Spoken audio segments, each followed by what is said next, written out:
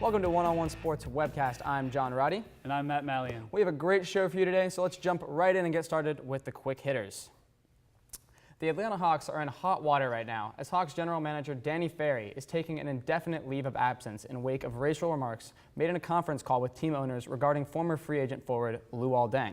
This is coming after former Hawks owner Bruce Levinson decided to sell his share of the team after self-reporting a racially offensive email he sent in 2012. Recently, Commissioner Adam Silver told USA Today that Ferry should not be fired, and current Hawks player Kyle Korver said that Deng does not see Ferry or the Hawks as racist. Matt, should Danny Ferry be fired, and how do the Hawks restore their image? First off, how is this not racist? Second of all, yes, he should be fired because, in my opinion, the NBA needs to take a chance here to develop some consistency. You look at the Donald Sterling situation.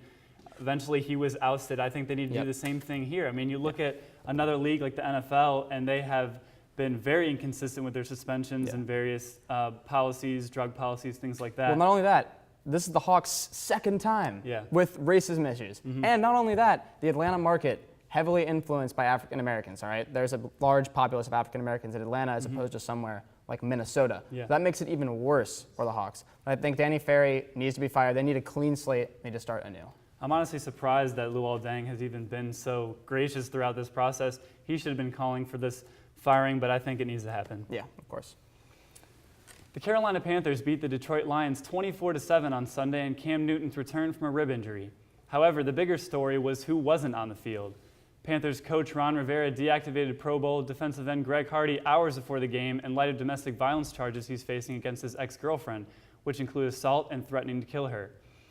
Rivera recently announced on Monday that they would not suspend Hardy from the team until they have more information. Is this a classic too little too late situation, and should the Panthers suspend Hardy? Here's the thing. I'm all for the NFL taking action, being proactive here, but there's also the law. And the NFL has acted as a law, something that abides by the law. And in this case, Greg Hardy, not all the info is out, therefore we can't suspend him. And furthermore, the Panthers really messed up here by deactivating him, which is, under the new collective bargaining agreement, only for players that are physically unable to play. I think it all comes back to consistency again. It's like if there's someone that is suspected, I don't even care if they're arrested.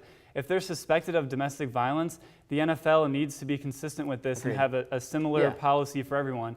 I'm sick of this, just because Greg Hardy's a productive player, you look at Adrian Peterson, he's a productive player. And Ray Rice. It's almost like they're getting a pass on this. Ray Rice wasn't even going to be suspended for a long period of time until that video came out. So I just think consistency is key in this situation, and Hardy should not be on the field. Well, the real problem is the way they started making this rule. The rule itself is completely wrong and outdated, and they should have it so that if you're suspected of domestic violence, you can't play until everything is done. And I'm glad the Panthers made this decision. It was a kind of an awkward situation for them, but I'm glad they did it in the end. Yeah, I totally agree. The 2014 FIBA basketball tournament is finally over, and Team USA came out on top after a blowout win against Serbia, 129-92. Kyrie Irving was named tournament MVP, and Nuggets power forward Kenneth Faried addressed critics who criticized the team's talent and potential in the tournament.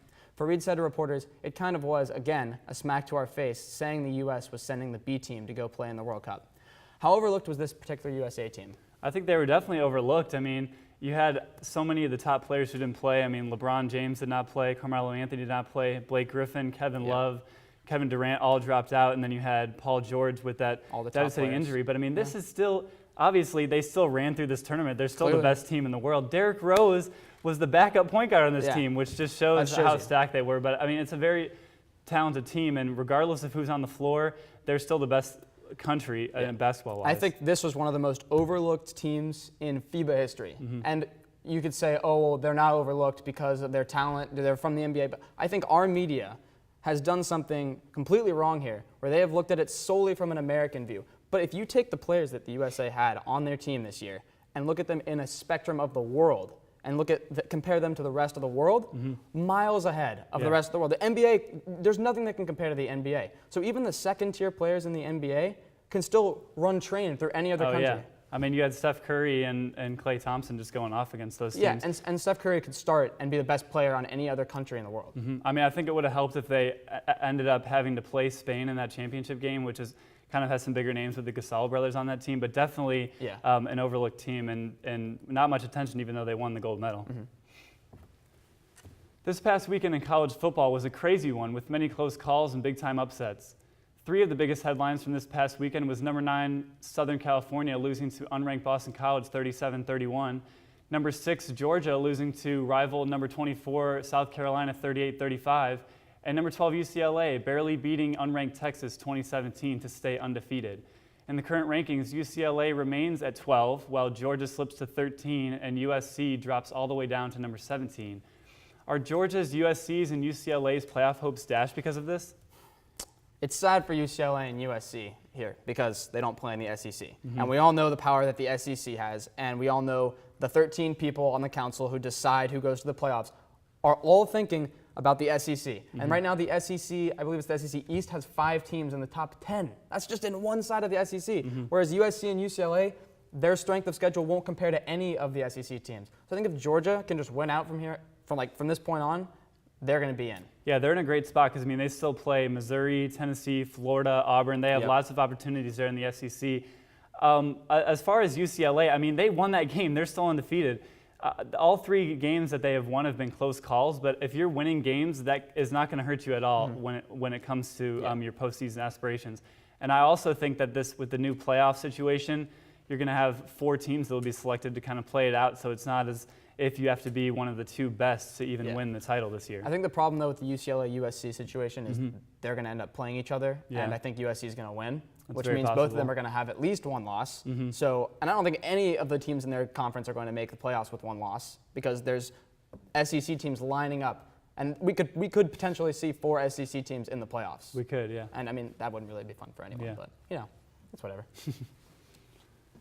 That's all the time we have for the Quick Hitters, but stay tuned as I sit down with our NFL experts to talk some football.